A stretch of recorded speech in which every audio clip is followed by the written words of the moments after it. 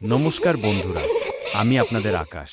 আজ আমি এমন একটা অভিজ্ঞতার কথা বলবো, যা শোনার পর হয়তো আপনি একা কোনো নির্জন স্টেশনে দাঁড়াতে ভয় পাবেন। এটা কোনো বানানো গল্প নয়। আমার নিজের সাথে ঘটা এক নিশিরাত। তখন আমি কেরলে টেকনিশিয়ানের কাজ সেরে ফিরছি। ট্রেন লেট ছিল, আর সেই ছোট নির্জন স্টেশনে আমি একা ফেঁসে গিয়েছিলাম।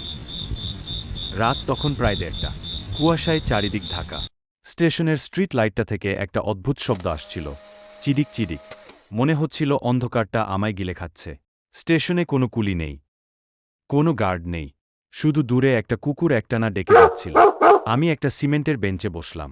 হঠাৎ খেয়াল করলাম, বেঞ্চের ওপর একটা ভেজা গামছা পড়ে আছে। আমি ভাবলাম হয়তো কোনো যাত্রী ফেলে গেছে। ঠিক তখনই আমি শুনতে পেলাম প্ল্যাটফর্মের 3 নম্বর লাইনের দিক থেকে একটা কান্নার আওয়াজ আসছে। একটা ছোট বাচ্চার কান্না। আমি টর্চটা জ্বালালাম, কিন্তু টর্চের আলো কুয়াশার দেওয়ালে বাধা পাচ্ছিল। আমি ধীরে ধীরে ওদিকে এগোতে লাগলাম। রেললাইনের ধারে গিয়ে দেখলাম একটা লোক উবু হয়ে বসে আছে, আর তার সামনে একটা ছোট্ট বাচ্চা। লোকটা বাচ্চাটার কানে কানে কিছু একটা বলছে। আমি একটু উঁচু গলায় জিজ্ঞেস করলাম, দাদা, কোনো সমস্যা? বাচ্চাটা কাঁদছে কেন? লোকটা ফিরল না, শুধু কান্নার আওয়াজটা হঠাৎ থেমে গেল, আর শুরু হলো এক বিকট অট্টহাসি। আমি পিছন ফিরতে যাব, অমনি দেখলাম আমার ছায়াটা আমার থেকে বড় হয়ে প্ল্যাটফর্মের দেওয়ালে গিয়ে লেগেছে। কিন্তু আশ্চর্যের ব্যাপার হলো, আমার ছায়াটা আমার সাথে নড়ছে না।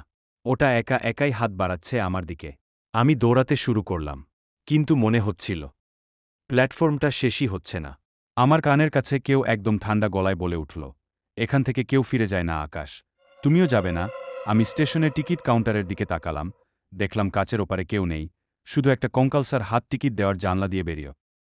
এরপর আমার আর কিছু মনে নেই। সকালে যখন জ্ঞান ফিরল, দেখলাম আমি রেললাইনের পাশে পড়ে আছি। আমার হাতে থাকা জলের বোতলটা একদম শুকিয়ে কাঠ হয়ে গেছে। গ্রামবাসী আমায় বলল, ওই স্টেশনে 20 বছর আগে এক বড় দুর্ঘটনা ঘটেছিল, তারপর থেকে ওই স্টেশনে কোনো ট্রেন আর রাতে থামে না। বন্ধুরা, আমি আজও জানি না সেই রাতে আমি কার সাথে কথা বলছিলাম। আপনারা কি বিশ্বাস করবেন? কমেন্টে জানান। গল্পটি কেমন লাগল অবশ্যই কমেন্টে জানাবেন।